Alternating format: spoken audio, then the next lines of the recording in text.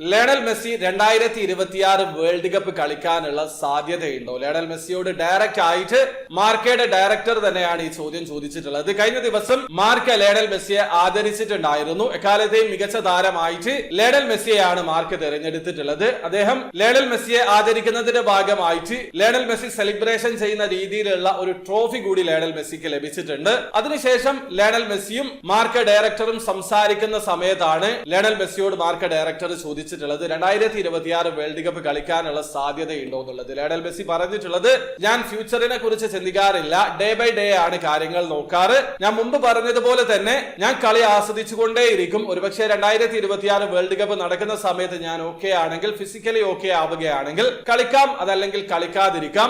ഏതായാലും ഇപ്പൊ ഞാൻ അതിനെ കുറിച്ച് ചിന്തിക്കുന്നില്ല എന്നാണ് ലയണൽ മെസ്സി പറയുന്നത്. അദ്ദേഹത്തിന്റെ മറുപടിയിൽ നിന്ന് വളരെ വ്യക്തമാണ്, നിലവിലെ സാഹചര്യത്തിൽ മുന്നോട്ട് പോവുകയാണെങ്കിൽ 2026 വേൾഡ് കപ്പ് ലയണൽ മെസ്സി കളിക്കുമെന്നുള്ള രീതിയിലാണ് അദ്ദേഹം പറഞ്ഞിട്ടുള്ളത്. അപ്പൊ നിങ്ങളുടെ ഒപ്പീനിയൻ തീർച്ചയായും കമന്റിൽ അറിയിക്കാൻ ശ്രമിക്കുക.